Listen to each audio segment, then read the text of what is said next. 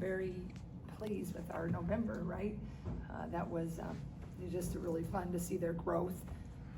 And I think the end of November, those last 2 games, we really, it wasn't pretty, but we were without Lucy, who'd been we've run everything through her, and we hadn't really faced any pressure up until then, and then everybody licks their chops when your key ball handler's out. So we got better from the Rhode Island game to the BYU game, and we got some people some really great minutes that I don't think would have gotten minutes had Lucy not had the mishap. So I was happy with how the last 2 games were, and now we're coming back and excited to have this opportunity in New York and getting to play a really, really great team in Tennessee. Just how's Lucy doing, and are you kind of still shaking your head at the whole thing? It was just a really bizarre mishap, and so she's practicing, but she's not quite back to herself yet. It was just a pretty tough cut, but she's going. It just, I hope it feels a lot better in a couple days. We have tomorrow off of practice, so it'll be good to kind of, I think, let it heal a little bit more. So was it a deal with a raised floor, and she? No, it was just it was unique in the sense of it's really good floors, and it's a really good tournament in that sense. But the floor is like it is in Carver, right? It's raised, and so then there's the edge of it, and it's in a banquet hall. So kind of think the Hyatt Regency or any wedding venue that you're in. The doors, it just was it's close, right? But not so much you're safe, you're running into it if you hustle. But it's like she kind of stepped off, but then the doorway was about 4 or 5 feet, but there was a tile that led to that. So then it was misshapen again a little bit. But I mean, to hit it that perfectly, I don't know if you could have practiced falling to hit it like that, right? It just had to be the right way that it just, was able to immediately cut it. So it wasn't anything that was unsafe. It was just, could have happened really anywhere. It was just a really weird angle, and it was pretty intense. Just right on her knee? Or? Yeah, right across it. But the nice thing was, one of our docs, it's skin, right? The skin is so much better than anything else could be on the body, right? So, yeah, she's very, very tough, though. I'll tell you that she's even going, because it's a tough gash. So was that after practice on Wednesday, or? Right away. Not even. We were just getting ready to start. Okay. It was literally 3 minutes before we started. Yeah. What can you say about the team's ability to kind of handle a freak accident like that? Yeah, it was the great. Starting point guard. I mean, that she's getting taken care of right off of that floor, because it's a big, like a Hyatt, a conference room. So the court's there, but there's a lot of space. So the docks are kind of right there. So your eyes want to go over. Is she okay? But I think we did a good job saying it's skin, right? But it's still, when one of your teammates is in an uncomfortable situation, they love each other a lot. So I thought they did an excellent job of focusing. They practiced hard for that time frame. And I think they kept their focus for the most part. I mean, you take anybody out of any starting lineup that's your quarterback, it's going to be a little tough sledding, and that could have gone a lot of different ways. In the Rhode Island game, they were a really scrappy, hard-nosed team. Their coach I like and respect a lot, and I knew even before anybody was hurt, those games in the islands and the other countries are tough. So I'm just thankful that we got it, and yeah, we didn't look always sharp, and it, a little sloppy, but we're pretty young, and I have to remember that. You never want one of your better ball handlers, your best ball handler, to be out, but with a team like Tennessee coming up and the pressure they're going to face with them, was it kind of maybe a little blessing to have? Yeah, I mean, I think it's like, as we got the sense of what that's going to be like, and obviously Tennessee is going to be, another level up with their size and athleticism, and that's what their coaching staff has done and does. So it was, I told them, I said it was, just a great challenge, and when you get to learn and grow and get a win, that's what's so good about it. But yeah, I mean, because you just can't get your practice squads to simulate presses sometimes. And I mean, we can't even get them to simulate what Tennessee's going to do. So the best thing that happened was that feeling, you know, if you play basketball, you know the feeling of getting pressed, right? When all of a sudden you're like, whoa, they're coming in, you don't have a dribble left, and that blood pressure goes up. So that was the best part that happened down in Mexico, is they got that feeling in an intense environment, what they had to do, and started to square up with a little more authority. So that did prepare us, I hope. It gave us another type of dress rehearsal, but I'm telling you, that Tennessee press is impressive. I know you had planned on ramping up Aaliyah going down there ahead of time to get her not just more minutes, but significant minutes in the kind of heat of battle as she's trying to get her head spinning or stop from spinning. Just how productive was the week for her as a whole? Yeah, I think that was great. I mean, I don't know if we win without Aaliyah getting down there, right? Because she, I was so impressed with her. I mean, you think about it, she hadn't played a game in 11 and a half months, a game, right? She just really got cleared the Friday before, to go hard and no rules.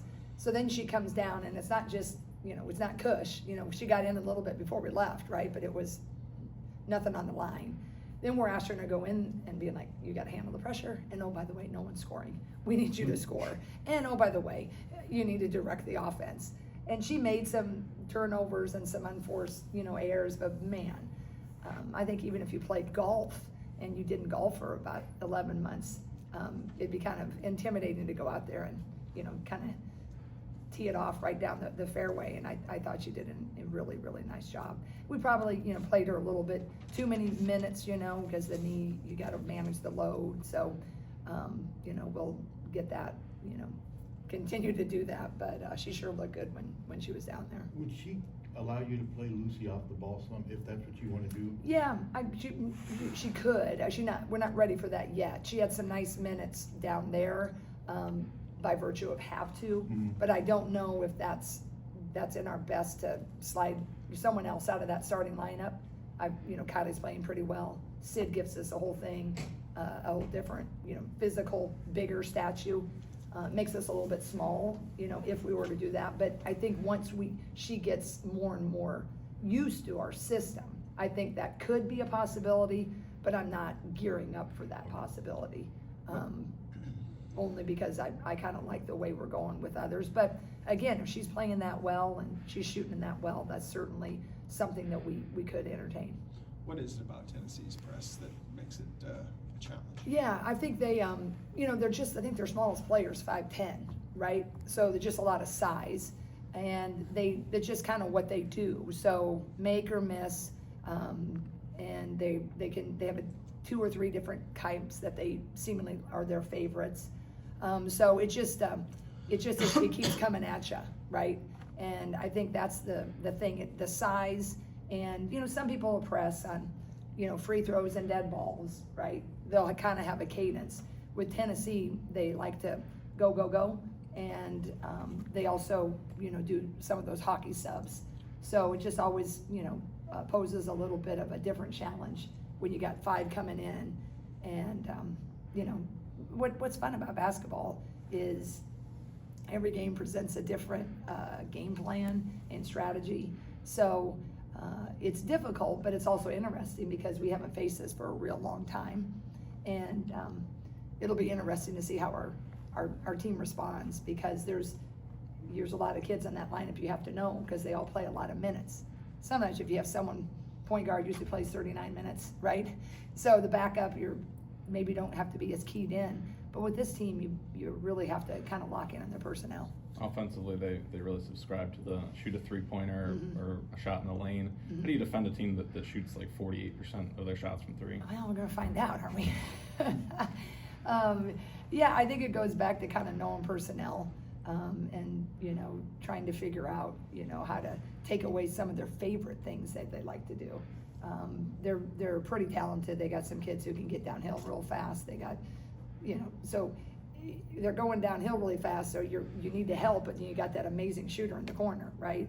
So we need to, I think, just really need to be pretty locked into who does what well and try to make that a little harder.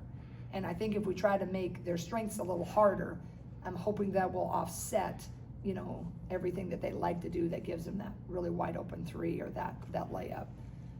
So we're trying some different things, but we're gonna have our hands full. But I love the fight in our team. I like they're embracing it. They're been practicing hard.